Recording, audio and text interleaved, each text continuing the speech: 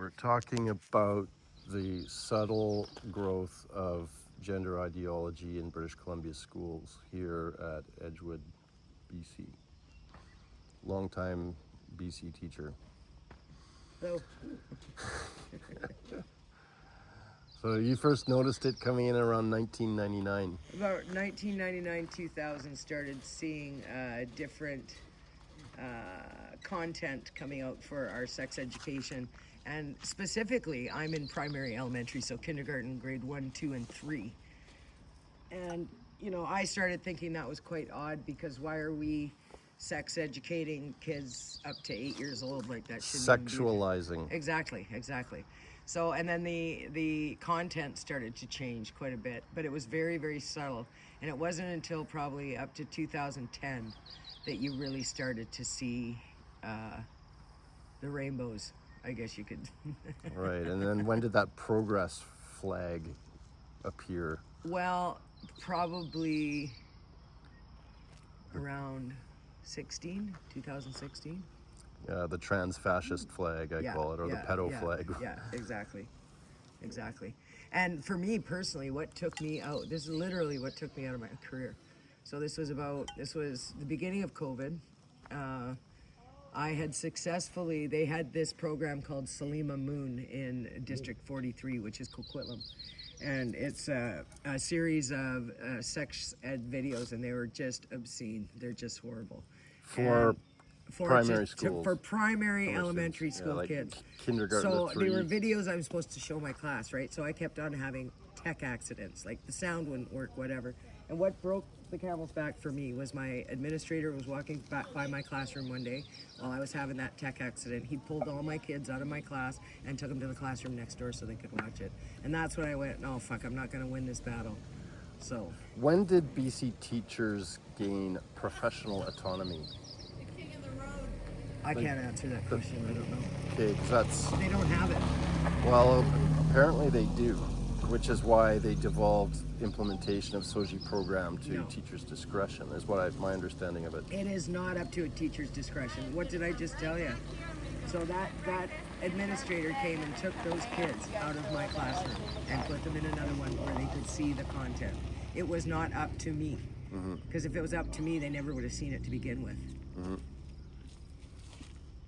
I'm videoing, this is an interview about the origins They're of getting- SOGI in British Columbia. Here's the thing, they've successfully programmed, because it's part of the education now at UBC and SFU. So they've successfully programmed these woke teachers.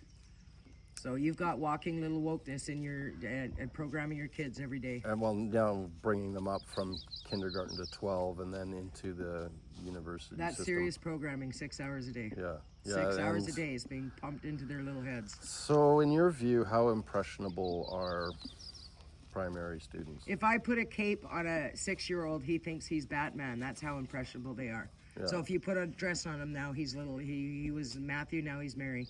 Yeah. And they love it. Of course, they have these huge, big imaginations. I can be anything. Why would we have them misgender? And the flag. Why the wouldn't flag. we have them be, look at their talents, their unique skills? No, we put them all in a room. This is how you're going to think. And dissent is forbidden. Yes. And it's successful, boy. Is it ever successful?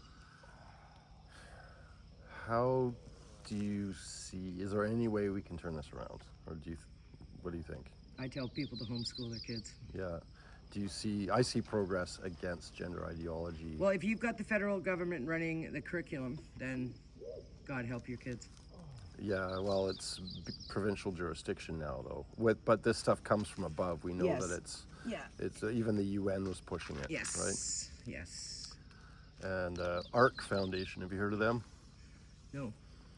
They are a NGO nonprofit that developed the SOGI 123 program. They are on Cordoba, right across from the law courts and right by Vancouver Police Station. I'll show you a video in a bit. Interesting. Yeah, it's a great location to protest. You got the cops, the courts, and the trans queer fascists all in eyesight. Yeah. So I believe, especially from the US, like Trump has made quite clear that he's going to end woke, Yeah. which I see as the biggest. This identity and gender politics is weaponized to divide and distract the 99%. And I think Trump is being used as a patsy. yeah, okay. I do. However, the Because he's telling a lot of people what they want to hear, isn't he? I don't even follow it much. I'm more interested in the Canadian scene at this moment. However, that has drastically altered the trajectory. Yeah. I would say, like, he's been very clear about ending woke. Yeah. That was funny. That was of that Carney at the Oval Office. Trump's tirade about wokeness was such a joke. well, it wasn't. It was pointed. Oh, Though. I was laughing. Oh, Governor Newsom, yeah, I love him. He's a great guy, but here's some problems. So, when did you retire or quit or whatever? Leave? 2.5 years ago. Okay, and So basically, it was the BC Hydro thing. So my husband's an engineer for BC Hydro. He lost his job, and there was threats that the non-vaccinated teachers were going to get axed too. It turned out that they didn't. But on my income down in the Lower Mainland, without Jeff's income, it would have been ridiculous. So we just made the decision right then and there. Like for him, they were supposed to can him January 1st, and they did. But we moved to Merritt in May the year before. They didn't even know that we moved. so when his boss phones him like, "Can you drop off your laptop?" He's like, "Well, I moved to Merritt." The guy was just silent, right? But yeah, so it was about 2.5 years ago. and you couldn't, in good conscience, continue being a part of that organization. Exactly. It was two or threefold. My husband had a health event, lost his job, and yet then COVID. I think COVID, what it did was it solidified who you were for a lot of people. And for us, it was, we're not going to be a part of this crap anymore. So we just wanted to get as far away from the city as we could. So you were always an elementary teacher? No, my last 3 years was senior high, actually. Yeah, I worked at Fort Moody Senior High for the last 3 years of my career. I had a surgical accident that took me out of work, and then I went back to work, and I was re-injured again.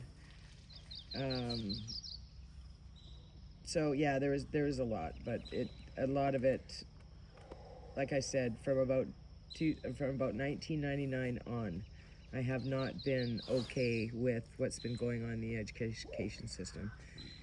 So you were a teacher in 2016 when the Liberal government voted to implement SOGI in schools. Yeah. Yes.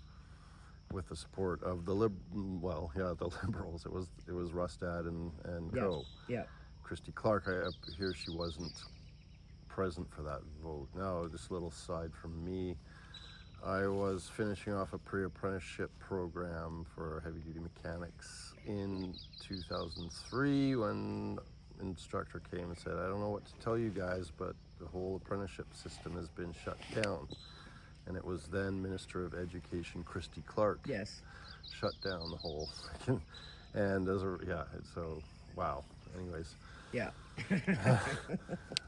But so did it really, the SOGI stuff ramp up significantly at that point? Yeah. Yeah. And they had this ready-made material from it the Art got Foundation. really in your face 2019. Really in your face. Okay. And that's when, a lot of I like to call us the mature teachers, so I'm talking like the 40 and over, more so the 50 and over. We're all going like, WTF, what is going on with the curriculum coming down and the social and emotional focus? We don't really give a shit if your kids learn how to read and write, as long as they socially can get along with their friends. And then the content that was coming out from SOGI was unreal. Just about basically zero competition, bend over. We're building wimps is what we're doing. Yeah, okay. Any more observations you'd like to put forth before I upload this to the world? I don't think so. Okay, great I'm discussion. enjoying thanks. watching that eagle circling above us. Yeah, he's not dumb. He didn't let his wings go useless, eh? I don't like. Wow, wings! What an amazing thing. The ostriches, yeah. Anyways, let's keep it on the GO. Over.